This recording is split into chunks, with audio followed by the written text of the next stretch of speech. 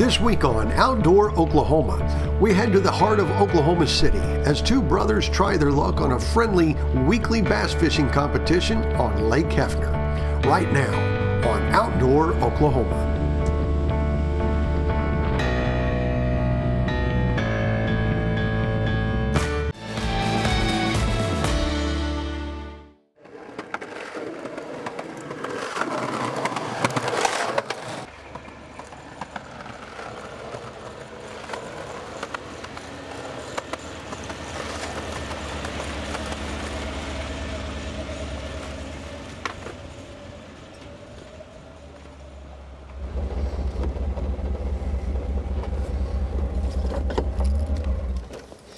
Well, hello and welcome to Outdoor Oklahoma. I'm Todd Craighead. This is Hefner Lake, and it was impounded in 1947. It's literally in my backyard. I just live a couple blocks from here, and I love coming out here to enjoy everything that the lake has to offer, from the running to the sailboarding to the skateboarding to the driving a Jeep around it to even fishing. That's exactly what we're going to do today as well. We're going to follow along with two brothers, Dylan and Trevor Ford, who also live just a few blocks from here and fish a weekly Tuesday evening bass tournament. It happens every Tuesday right here in the middle of Oklahoma City.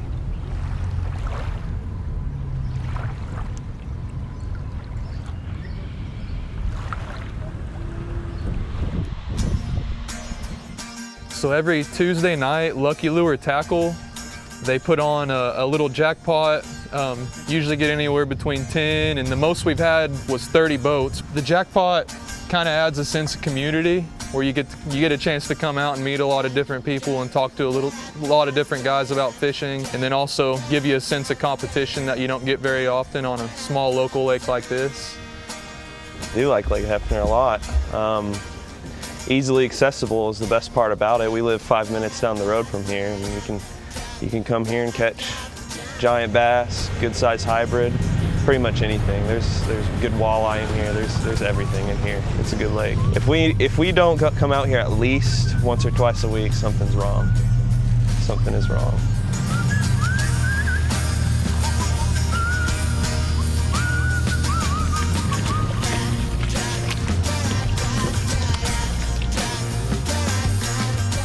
So all of us will get in a circle before the event. There's kind of a set time. If you go into Lucky Lure and sign up, David will explain all that to you. We all meet up in the parking lot over here, and we actually draw chips from a bucket, 1 through whatever the amount of boats is in the tournament. And whatever number you draw, that's your takeoff position.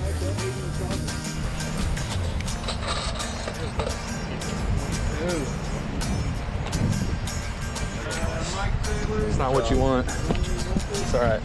We'll take it. Stick that thing in my wallet. I don't think we've ever had a good draw. No, like the first two we fished, we got like 2 and 4, and then since that, it's been like 20s. No, last week we had 17. That's a little better. You know it's bad when you think 17 is good. Yeah, we're gonna be sitting out there a little while. We see a pretty big variety of guys that'll show up, anywhere from guys with a 10-foot John boat we seen a few weeks ago, all the way up to guys with the full-size 22-foot bass boats. So I mean, you see kids in high school, you see guys my age, 25, you see, old heads coming out here fishing the tournament. Everybody can come out here and fish it and catch bass. Age isn't a thing.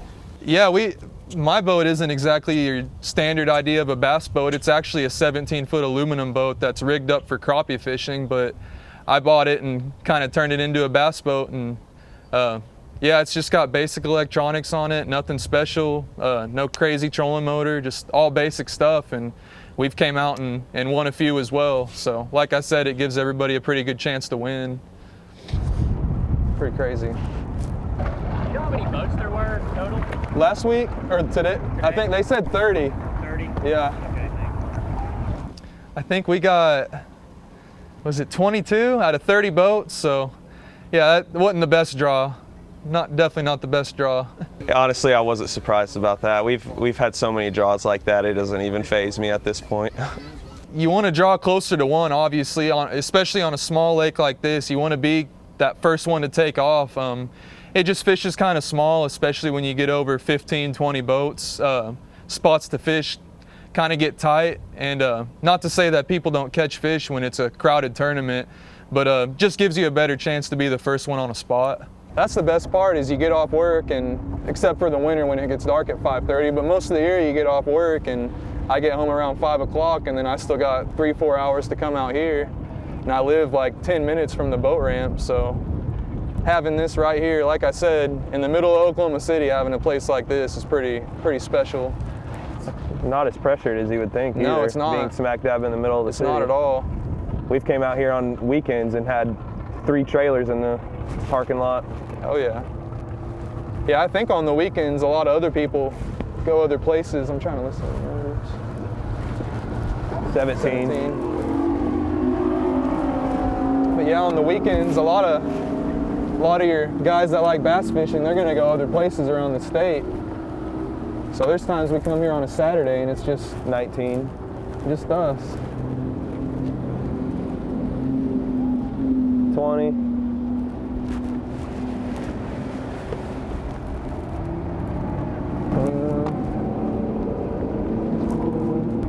22.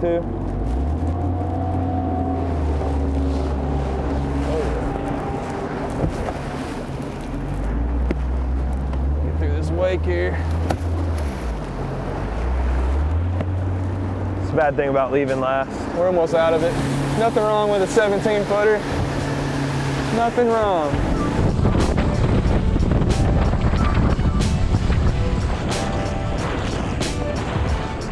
I mean, we normally go to the dam and fish anyways, and you know, on a windy day, people don't want to go out there as much, but we stick it out and go out there and catch some fish.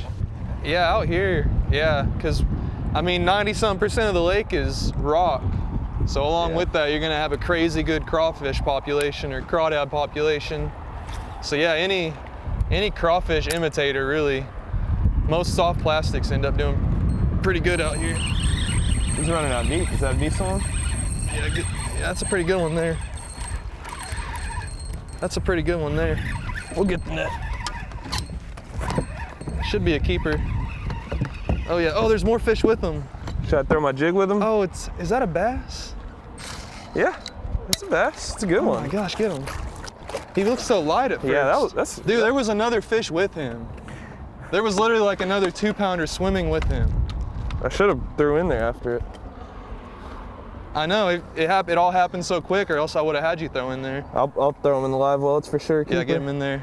I'm gonna get the hook out of his mouth. Run a little water for him. That one will keep. Is that thing over 14? Yeah, without a doubt, it's over 14. You sure? We'll measure it in a sec. It's without a doubt over 14. Here's the measure right here. Sometimes I kind of, is the tape measure in there? Yeah. He's kind of short and fat, ain't he? Oh yeah. Oh dude, it's a 17-inch fish all day long. Well, I didn't hold him. It's a pretty good start. Heck yeah, dude. You throw the Senko, I throw the jig. Anyways, back to our favorite baits. It might actually be the Senko. Yeah, we can get 2 more of those then. Yeah, that was a solid fish. It's not a big one, I don't think. No, it's a brim. I just, that's what I've always called them, or green sunfish or bluegill. I don't ever call them perch. A lot of people call them perch. Yeah, Hefner's got a green sunfish. I don't know if I'd call it a problem, but there's a lot of green sunfish in the lake. So if you're into pan fishing or bluegill fishing, come out and catch some of these green sunfish that eat up my Senkos. It's over. Is that another decent one? Heck, it might keep. You're in the grass now. Oh my gosh. He got in that grass. You have to run the trolling motor for a minute? Yeah, we're good. Yeah, so within the first, I think it was probably, I'm not gonna put a number on it, but it was pretty quick. Within the first 5 minutes of fishing, we catch our first keeper, which is always nice to get off to a good start, get a keeper in the live well with 2 or 3 hours of the tournament left to fish. Well, I mean, you don't have to be all blinged up to catch fish. you just don't. At the end of the day, you can go out and find them no matter what you're in. You could be in a kayak and catch a 10-pound bass. It doesn't really matter. Are you not throwing Senko? No, I'm rocking the jig for a second more. All right, this time for a Senko. Might not keep though.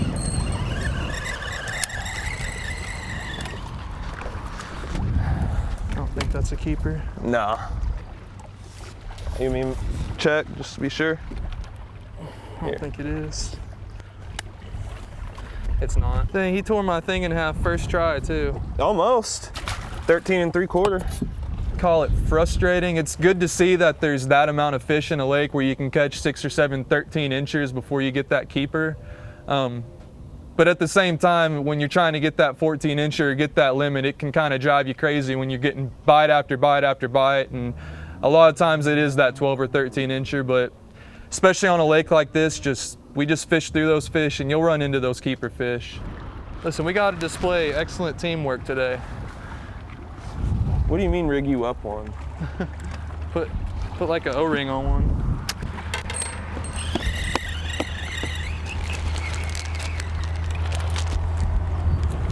That's what we're after. These don't win the tournament.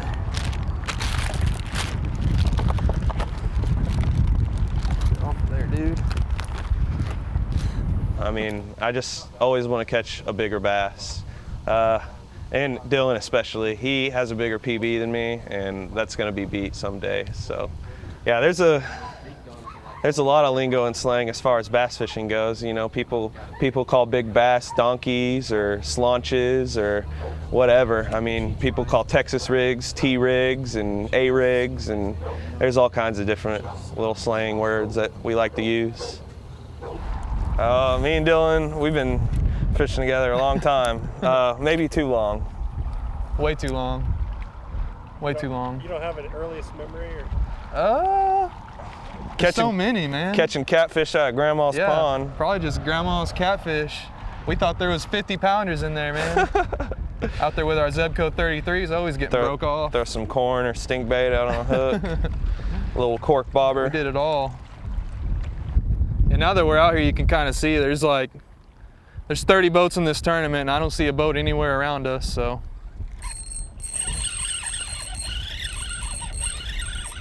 I think this is a good one. At least a keeper.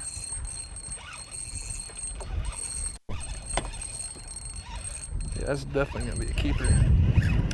Maybe.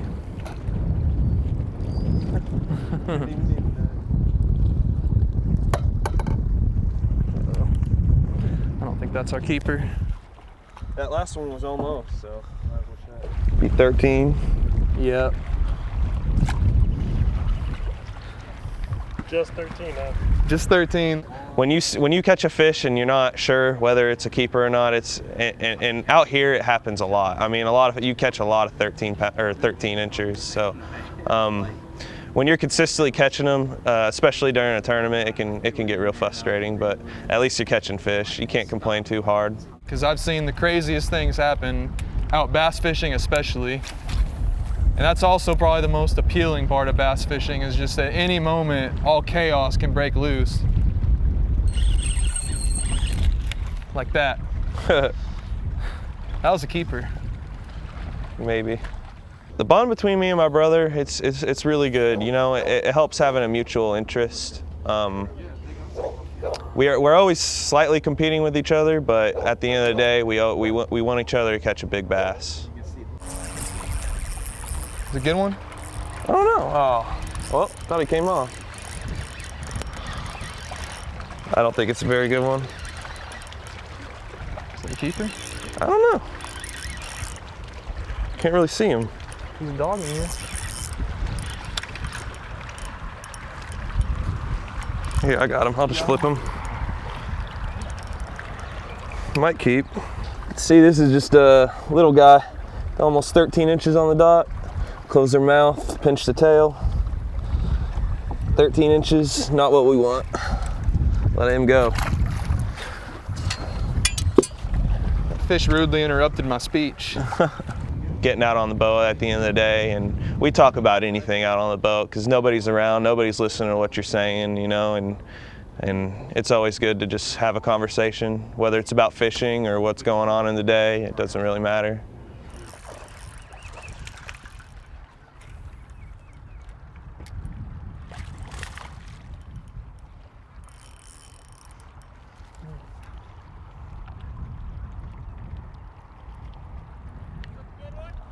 Thank you.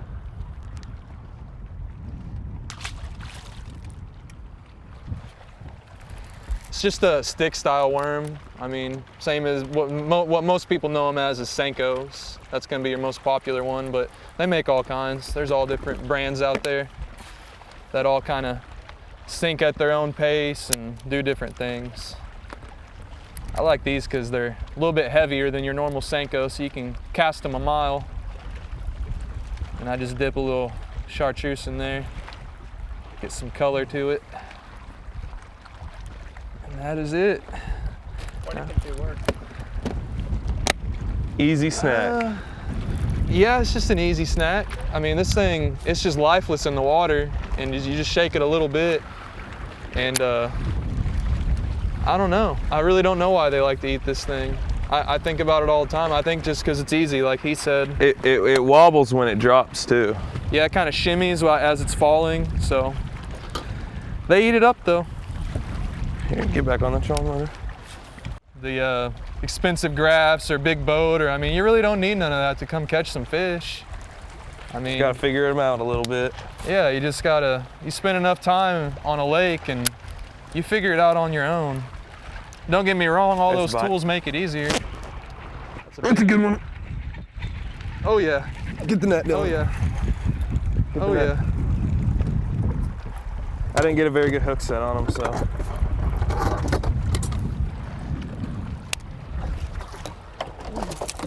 Got him? Yeah. Nice. Throw her in the live well. Here we go. So like I was saying, That's the jig right there working you for don't you. need a 22-foot boat and $5,000 worth of electronics to come catch some nice fish. Here we go. Hurry if you can, Dylan. 2 down, 1 to go. We've got 2 good ones. Oh yeah. Skateboarding and fishing sounds crazy, but they're actually pretty similar in a lot of ways. As in, you might go out 5 times and not get what you're after. Same thing with skateboarding. You might try something over and over and over again before you finally get it. And it's the same exact way with fishing. I mean, we go out hundreds and hundreds of times just to catch that one really big bass that we're really after. So that's why they go together. That's why I kind of compare the two. They're very similar in that way. And just it's a individual thing. It's not your normal team sport. It's really more on yourself to make things happen and make things work. I mean, there's like literally skate and tackle shops around the world. So. Yeah, we follow a page on Instagram that's they sell skateboards and fishing tackle.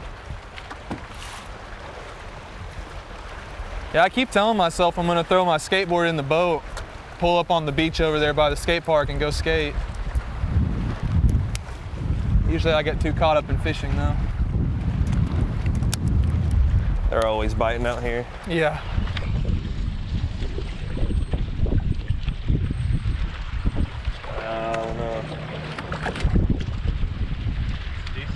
Here, I'll let you get one with the jig in his mouth.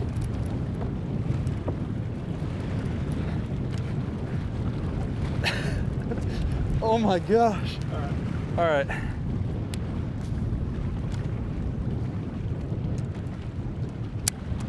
Does he make the cut? Oh! Yeah? Gotta get him in the well. Hopefully we can call them out. Here we go, baby. Yeah, we gotta get rid of that one. That one's gotta go. That one's gotta go. But Beam we got out a the limit. dudes. Is that a light or is that a sun? What is going on? How big? Is it a toad? Actually, don't think it's a bad. Oh yeah, it's a good fish. Is it? Yeah, it is. Yeah, it's pretty. Don't lose them. I don't even know if this is a bass.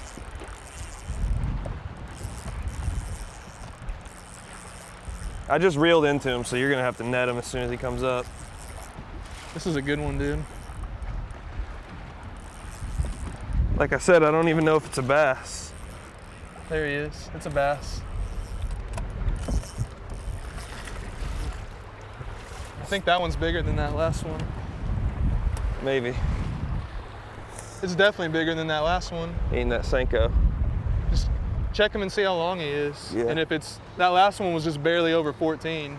Oh, dude, he wanted it. I got him in the gut. Yeah, I just pull Oh, that little, see how long that one is. I can't even. The board's right there. I'm just gonna compare them. If I can even get it. We'll let you be the judge. Probably this one. Yeah, that one looks. Bigger. I think it just looks overall bigger. You know, anything can happen out here on Hefner. You could catch a fish within the first 10 minutes of a tournament and not catch one until the end of the day. That's just how it goes. That's how the cookie crumbles.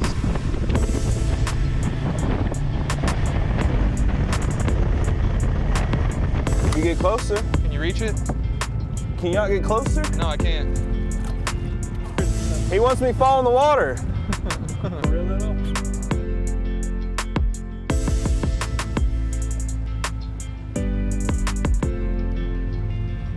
Chartreuse on it or something.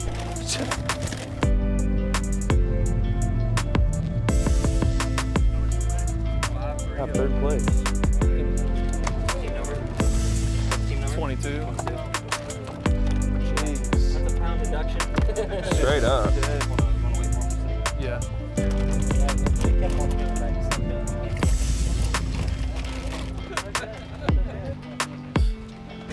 It's pretty exciting to see big fish come out of here like that. I mean, a five pound, what was it, 5 pound 2 ounce, Dylan? Yep. It's a pretty good fish, man. There's two.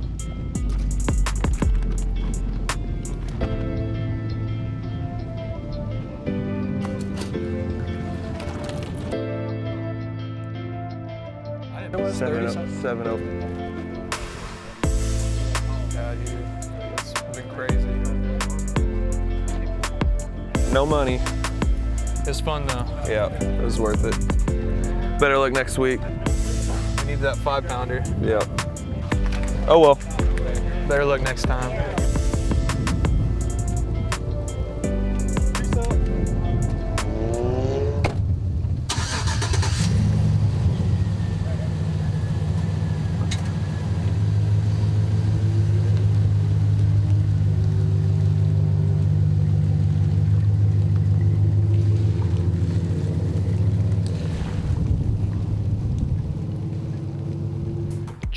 Trevor can think he's a better fisherman, but I taught him all his knots. I taught him how to rig up every worm he's ever stuck on a hook. I taught him how to set the hook. So we'll let him talk about that, but I'm definitely the better fisherman. I think I should rebuttal Dylan a little bit on what he said last time. You know, Dylan claims he's a better fisherman than me, but and he does have a bigger bass than me, but at the end of the day, man, I don't even know what to say. What can I say? What would be? Oh man, I gotta say something because he can't get away with that.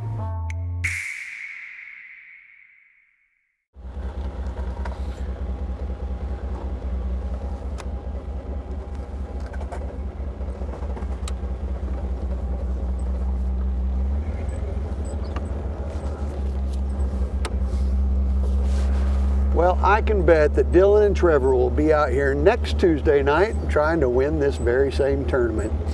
Hey, thanks for joining us today. I hope that maybe we've opened your eyes to the opportunities that are all around you, even in the middle of Oklahoma City. For all of us at your wildlife department, I'm Todd Craighead, and we'll see you right back here next time on Outdoor Oklahoma.